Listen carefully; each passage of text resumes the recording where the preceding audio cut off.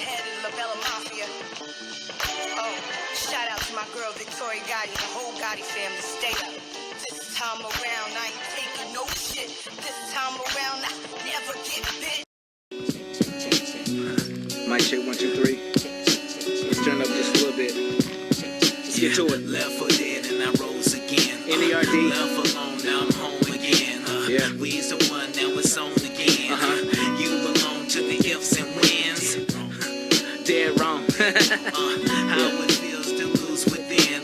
The we should die where those are in. We the countrymen that count your blessings, Don't count your sins.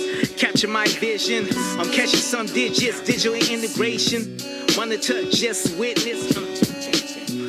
Mic check 1, 2, 3. Let's turn up just a little bit. Good life, good spirits to you all out there in this divinely given moment in time. It's your girl London Taj, and you are tuned into Classic Conversations. I would like for you all to join me in welcoming a special guest with us here today on Classic Conversations, Mr. Broderick Flanigan. What's up, Mr. Flanigan? What up, Mr. Flanigan, my pops, man.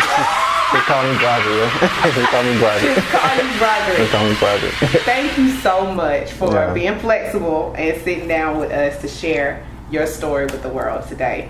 No doubt. Glad to be here. I appreciate it. Appreciate the platform. Yeah. So we're not gonna, hold up the process. We're gonna go ahead and get into it, starting with your classic beginnings. Okay, so in the early stages of your life, what forms of art did you gravitate to in the beginning? What forms? Because there are so many different forms of art out here. You mean in the beginning, career-wise, or in the beginning? About, like as a young person, like maybe preschool. Okay, so you want to go all the way back. Elementary, all the way back. All the way back. All right, so first off, like just being from Athens, growing up here in the public schools, one of my principals actually had a hand in fighting for arts and the arts programs. I think it was Miss Patricia Clifton, if I'm not mistaken. Patricia Clifton? Yeah. Shout out to Miss Clifton. Yeah, definitely. And so, I remember one of my first art teachers, Mr. Harvell, over at 4th Street. Well, it's Howard B. Stroud now, but it was at 4th Street. And so I was just intrigued by art at a young age. My mom, she taught me how to draw like clouds and stuff and one-point perspective drawings. And so I was always fascinated by watching her sit and like draw and like sketch and stuff. Even though she wasn't a professional artist, like it amazed me at the things that she could do with like lines and like shading, just simple shading. And so I tried to emulate that. I tried to like repeat that or try to mimic it. And so that's really what kind of first got me interested in it. And then like the art in the schools enhanced that somewhat. And it introduced me to like other forms of like being creative as well. So we did like the paper mache stuff, like little mini sculptures, different projects like craft projects. And I was always engaged and fascinated by that stuff.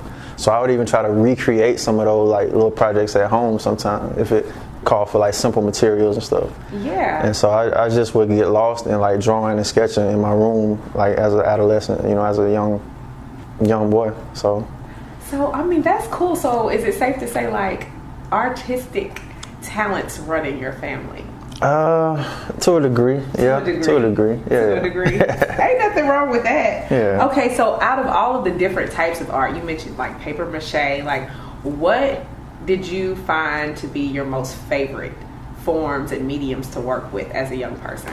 As a young person, I gravitated mainly to pencil. Really? And drawing, yeah. Because like it was what we had that was accessible at the time, or what I had that was accessible.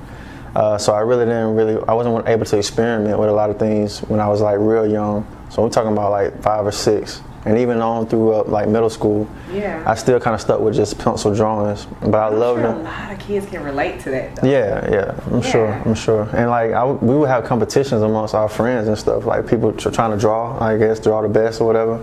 And so we would all check out how to draw books, how to draw like athletes, how to draw cars, how to draw all that stuff. Yeah. Those books, I remember those books. I used to check them. Don't know nothing about those books. They really don't, man. Going to the library, checking out 2 or 3 books, taking them home, trying to draw everything in there, and then bringing it back, showing it all to everybody. People be like, "Nah, man, you traced that." Be like, "Nah, man, I really did." So yeah, because what I remember about those books is it actually broke it down like step by step as to how it gave you an example that you could recreate step by step to come up with the whole picture. Yeah. That's like really cool. Yeah, but see, I try to take a step further though. I would try to draw pictures out of my textbooks too. Like I still have a few pictures, like drawings, like here in my studio. I might have them like of like scenes from some of the textbooks we were studying, like in literature and stuff. Like they would have those real elaborate scenes and stuff. Yeah, I would try to sit and like recreate those. Yeah. I've never heard anyone say that. Like usually textbooks, most people don't even want to open them, but we're inspired by the pictures. By the pictures I saw, yeah. I'm happy you said that because as an educator myself, we always do picture walks in elementary school and like encourage the students, if there are pictures with the text, to just take the time to look at them and just make some kind of predictions about the text before we read them. But you just took it a step further to looking at the text and seeing it in a whole different way to be inspired artistically. I love that. That is See, I'm a visual person, you know, like visually, like I don't know, this is just my language. Wow, that is super deep. I wonder how many people out there in the world can relate to that, because I'm sure a lot. I'm sure a lot. I would have never thought to look at the pictures and the text and like, oh, you know, let me draw that. That's cool. Yeah. Wow. So how old were you when you created what you considered to be your first masterpiece? Where you felt like this is a masterpiece for the first time ever? I think I was in high school, yo. In high school? Yeah, I was in high school. Well, no, I take that back. Did you do like the little pottery stuff and all that? I did, but I don't know. I was very critical of my work back then, you know. Like I just felt like it wasn't good enough because I really didn't have the skill set to be able to reproduce it the way I wanted to reproduce it, you know, to like really capture the essence of what I was trying to draw or create. And so it wasn't until I got to high school when I first started producing stuff that I really like was like, okay, wow, I did that, you know. So I might have been like 9th, 10th grade maybe. But then my first portrait that I was proud of was after Mr. Barnett, Jeff Barnett's class over at Clark Central. Yes. I remember. Shout out to Mr. Barnett for real, man. Like And so it was a portrait that I was drawing of Biggie Smalls. Wasn't that displayed though? Yeah, it was displayed. Yes, they had like the gallery in the hallway over at Clark Central. Yeah. Oh, that's so dope. Yeah. So you felt like that was like your masterpiece right there? Back then, yeah. Back then. Because even when I look at it today, I'm like, okay, I could have did this better, you know. Yeah. I don't know. I mean, I don't know. I'm always trying to improve and whatnot. And maybe that's not the best way to look at it, but, you know, it's all about growth for me. Yeah. So. I mean, but shouldn't we all be inspiring to grow, like once we've done something, to look at how we can do it better and each time just keep going up? Yeah. I think that's real inspirational. Major key alert from Broderick Flanigan, y'all. What? Trying to drop some jewels today, right? Yeah, for real, some major jewels. So, how old were you when you actually began sharing your own work with other people comfortably? Like, was it before high school? Yeah, it was before. It was well before high school, because I was like I said, just checking out the how to draw books, and then in class, like I would get done with my work early sometimes. And I would just pull out a piece of paper and start sketching or drawing. And then sometimes my teacher would walk by and look at it and be like, "Oh, what's that?" You know. And then I started showing some of my work. And so there was a couple of times where teachers would show other teachers. And I mean, I thought that was just, you know, I don't know. I thought it was okay. But the more and more that started to happen, I became more and more comfortable with doing that. You know, and so I was in elementary school. Any pictures with the ladies? Yeah, of course. Yeah. Gotta ask. I was extremely shy though and very introverted, so that's as far as it went. You know, I'll be like, here, you know, here's a picture. So you let your artwork do the talking for you? That's my language. The visual. Right, you heard it here first. Classic ConverSations. Yeah.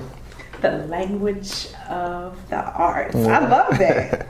So, I mean, what helped you become more comfortable? Was it receiving that feedback from like teachers, showing other pictures, people actually liking to have your originals as their own, like little personal gifts? Did that help? Yeah, I think so. I think it really did. It definitely built up my confidence. And I don't know if the teachers was just like being nice at first, but I don't know. Like, but it really helped though. You know, it really did do something to me, and not really in an egotistic type of way, but it was more so like I'm gonna keep going, trying to further this, you know, so I can get better and better, and who knows where it may lead. It's so dope. Oh my gosh. Yeah, it's crazy though, because I wanted to be an architect growing up. Really? Yeah, I wanted to be an architect. That was one of the first careers that I was definitive about choosing, like early on. I was still in elementary, I think, at that point. What about architecture inspired you? Was it just the differences in the different types of architecture that you could create? Nah, it was mostly from just a surface level type thing. Like I said, my mom teaching me the 1-point perspective, like showing me how to draw like the cityscapes and like the corner buildings and stuff, and like being able to line it up and put everything into perspective and make it look 3-dimensional. Like that was fascinating to me, and so I felt like the field of architecture was right up that alley, you know, being able to draw those designs, the 3D models, the different box shapes, and put them together to create the rooms and stuff and all of that. I just didn't realize at the time how much math that it took. and math was not my strong suit. I mean, I did okay in math, you know, but really? I passed my math courses. That's interesting that you say that, though. It wasn't, nah. The higher level math, it was a steep drop off. But the fact that you're able to look at things and see them on a higher level, you would think that math would be something that would be easy, like that you would just naturally excel into. I wish. I wish.